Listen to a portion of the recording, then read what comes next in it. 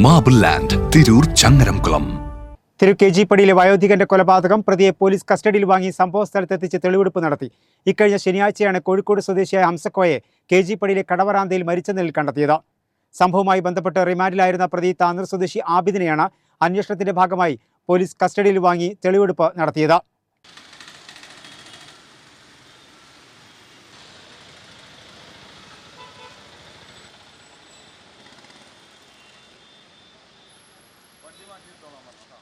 കോഴിക്കോട് സ്വദേശി രജനി എന്ന് വിളിപ്പേരുള്ള ഹംസക്കോയുടെ കൊലപാതകവുമായി ബന്ധപ്പെട്ട് റിമാൻഡിൽ കഴിഞ്ഞിരുന്ന പ്രതി താനൂർ ചീരാങ്കടപ്പുറം സ്വദേശി ആബിദിനെയാണ് പോലീസ് കസ്റ്റഡിയിൽ വാങ്ങി തെളിവെടുപ്പ് നടത്തിയത്. കൂടുതൽ അന്വേഷണത്തിന്റെ ഭാഗമായി കസ്റ്റഡിയിൽ വാങ്ങിയ പ്രതിയെ ബീവറേജിന് മുമ്പിലെത്തിച്ചാണ് തെളിവെടുപ്പ് നടത്തിയത്. ഇവിടെ വെച്ചാണ് പ്രതി ഹംസക്കോയെ ചവിട്ടിയത്. ഇക്കാര്യങ്ങൾ പ്രതി പോലീസിനോട് വിവരിച്ചു.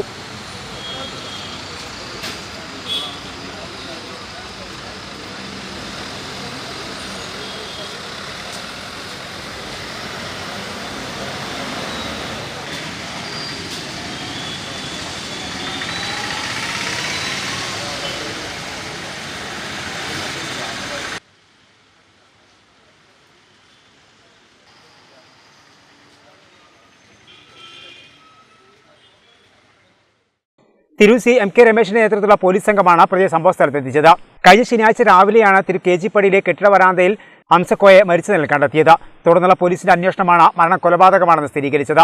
സംഭവവുമായി ബന്ധപ്പെട്ട മണിക്കൂറുകൾക്കുള്ളിൽ തന്നെ താനൂർ ചീരാങ്കടപ്പുറം സ്വദേശി ആബിദിനെ തിരു പോലീസ് പിടികൂടുകയും ചെയ്തു. പ്രദേശത്തെ CCTV പരിശോധിച്ചപ്പോഴാണ് മൽപ്പിടുത്തം നടന്നതും ഹംസക്കോയെ ചവിട്ടി വീഴ്ത്തുന്നതും കണ്ടെത്തിയത്. കൂടാതെ മഞ്ചേരി മെഡിക്കൽ കോളേജിലെ പോസ്റ്റ്മോർട്ടത്തിൽ ആന്തരിക അവയവത്തിനേറ്റ മർദ്ദനമാണ് മരണകാരണമെന്ന് സ്ഥിരീകരിക്കുകയും ചെയ്തിരുന്നു. 2 ദിവസത്തേക്കാണ് പോലീസ് പ്രതിയെ കസ്റ്റഡിയിൽ വാങ്ങിയത്. തിങ്കളാഴ്ച കോടതിയിൽ ഹാജരാക്കും.